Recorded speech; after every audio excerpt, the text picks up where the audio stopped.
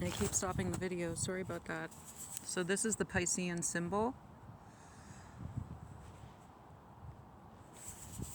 And a lot of the time people refer to it as being two fish. So it's these two curving lines connected by a straight line in the middle. And I've been meditating on that a little bit.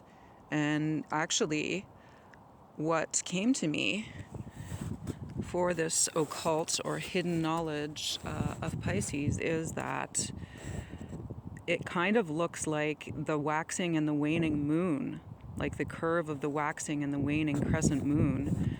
And then it's joined by this third sort of time period. You know, this is what's being indicated to me, is that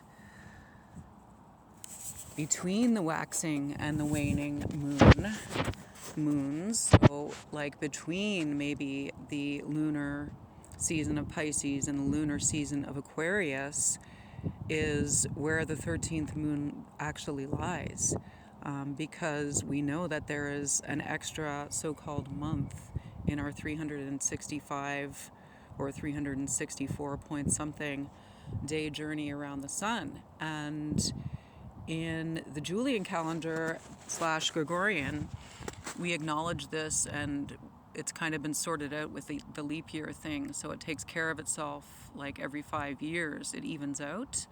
However, in the Maya and Mexica calendars, they have an extra month every year of 5 days. And it's considered to be a very dark, shadowy time, a very magical time.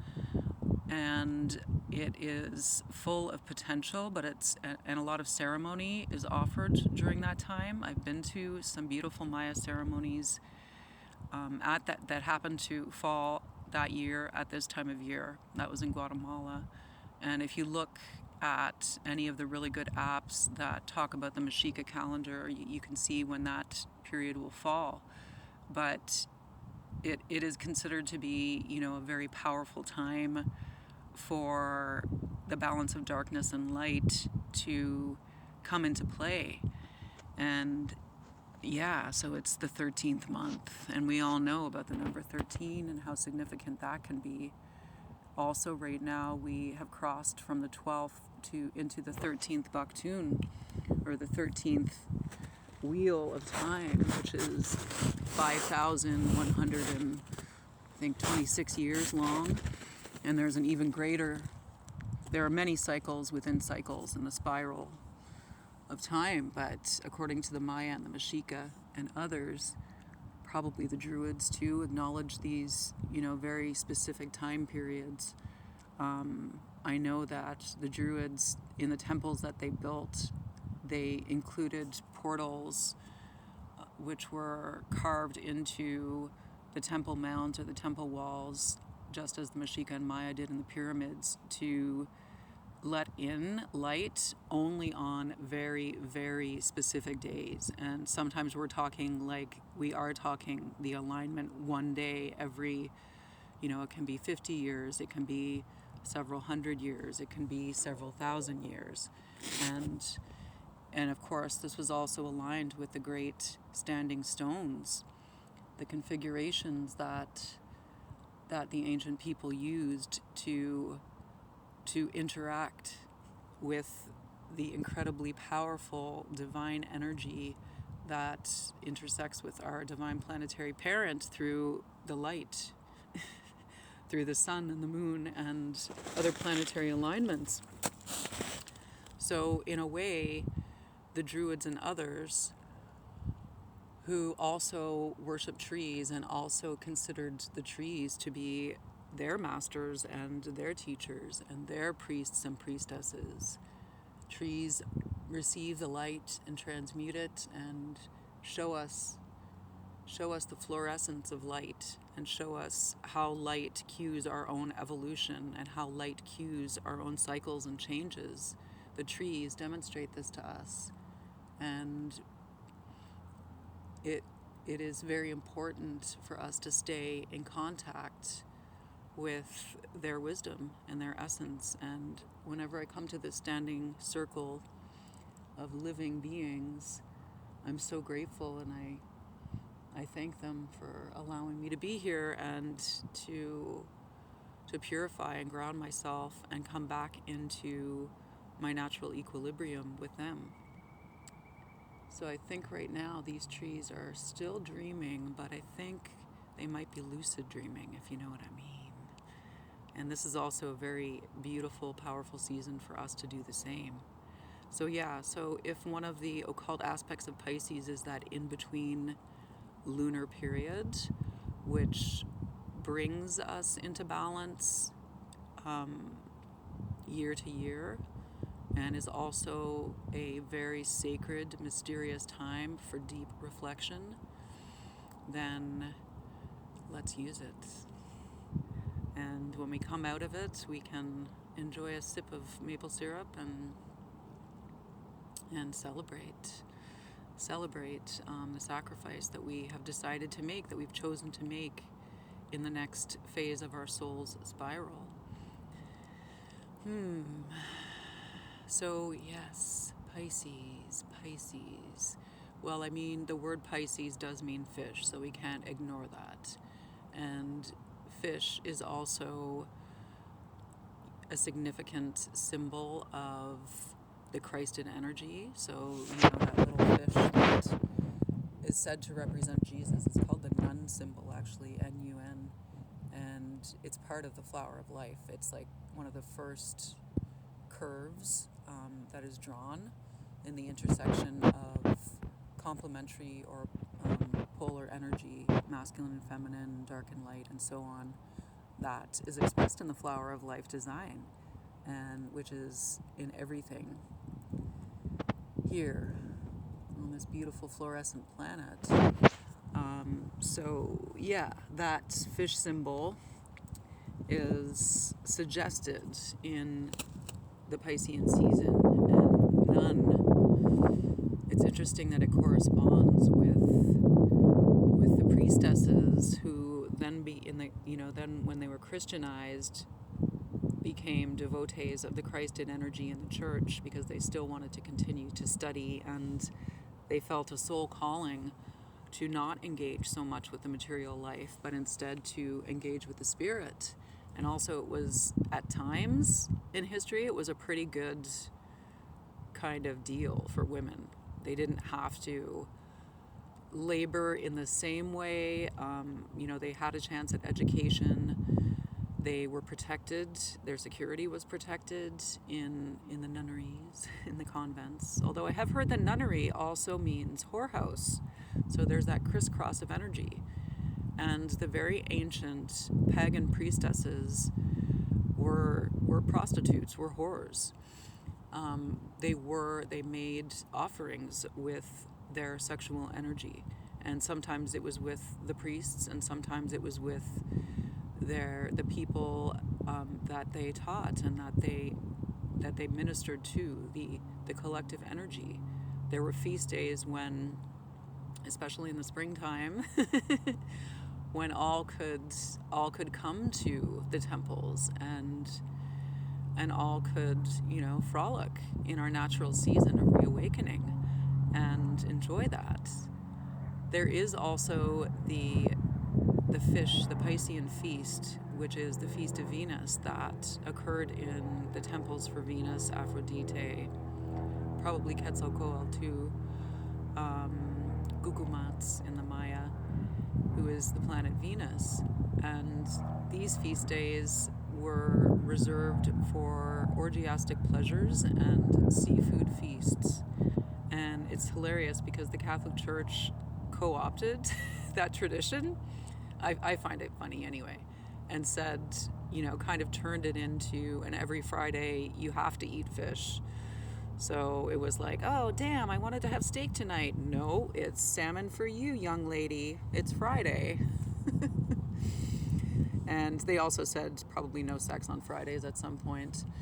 I know they came up with all kinds of stuff for the Lenten season, so the pre-Easter, the pre-Ostara season, which is the reawakening, the rising, the rejuvenation of the green man and also the divine feminine Shakti energy, which somehow flows from these frozen roots all the way up in this mysterious process, which is the reinvigoration of the beautiful maple tree and all trees in whom the sap flows, including us.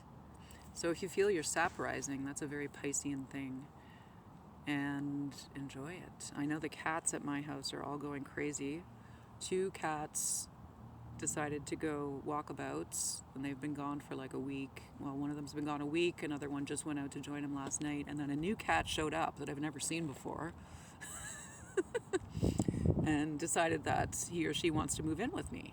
So, or at least wake me up at night with meowing and fluffy orange cuteness outside my bedroom window. But all the animals are feeling it.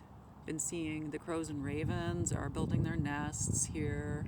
The raven is so present in my energy field these days, and I'm seeing like giant ravens and pairs of mating and cooing ravens. And of course the crows, they're very happy because they get to feast on all the half-rotten stuff underneath the snow. And maybe we can do that too, you know, maybe we can do a last sort of turn around the introspection of the winter season, decide what it is that we still need to transmute, and, you know, polish ourselves and really take our souls, push our souls in that in-between 13th moon time, and really utilize this energy, this equinox energy, which is so shifty, and, you know, it's parallel consciousness energy. And we can be talking about many different planes now. So you may be also receiving visits from soulmates of this lifetime in your dreams. I know I have. All the masculines are coming to say hello in their way, and there's been some nice ones and some weird ones, but mostly all right. You know, like what sort of reiterating what part we have been playing in one another's lives, and if they're doing well, they show me, and if they're not doing well, they show me, and I guess I'm showing them something too. So that's beautiful. And, you know, when we think about the Christed energy of the Piscean season, which Jesus was expressing and Mary Magdalene was expressing as that beautiful divine counterpart, balanced pair of priest and priestess, and Jesus playing the role in the Christian consciousness, or in the Christian story, in the Christian life, of the green man who rises from the dead on the tree.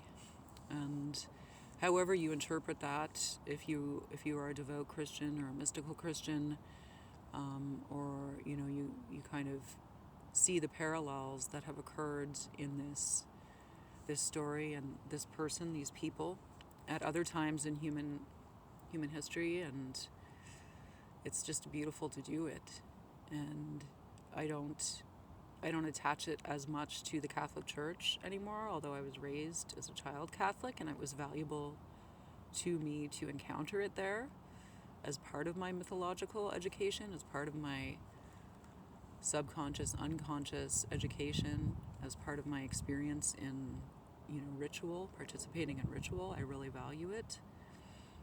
Of course, you know, I take issue with a lot of the structure of the church and how lacking it is for the feminine energy, and how it really has absolutely failed 100% in being the structure that it was meant to be, in protection of the mystical feminine energy of the inner temple of Christianity and all spiritual traditions.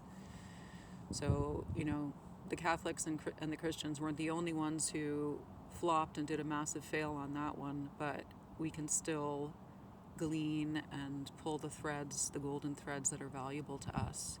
We can still pull the fishing lines and be caught up in the beautiful net of the beautiful fisher people in the Christian vibration. Sun is just incredible. So yeah, that's kind of what I'm thinking about occult Pisces right now. And just a reminder that when the word occult is used, it means hidden. And there's a reason for that. So really those gateways, those portals, and those keys are for all of us to seek, encounter, and use for ourselves. But maybe these occult talks that I'm doing for each of the houses and each of the signs, maybe these will cue you, if you're interested in sort of approaches or possible threads that you can, possible rabbit holes that you might want to dive into when you're exploring the occult astrology and the occult tarot. And tarot is a wonderful way, if you meditate even with the Hanged Man and the Moon card, you'll also see sort of echoes of the Piscean symbols in those two cards, including the tree, which is one that's not discussed as much as the fish when we're referring to Pisces, but the tree is very important. And the shape of the tree, as above, so below. So the way that the root system of the tree, that's the same shape as the Piscean symbol I drew in the snow. So it's that beautiful sort of portal. It looks like a portal to me. And I've been receiving some beautiful teachings and downloads just from meditating on that symbol, and doing it while sitting under a maple tree is so splendid. I wish I had some maple syrup right now. Kind of hungry.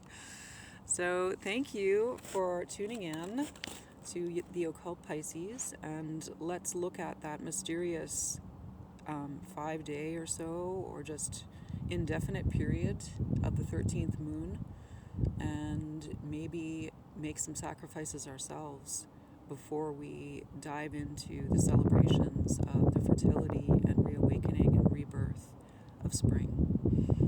So happy Pisces season, Tantric travelers. I don't know if you can see it, but I'll try and leave you with a view of the waterfall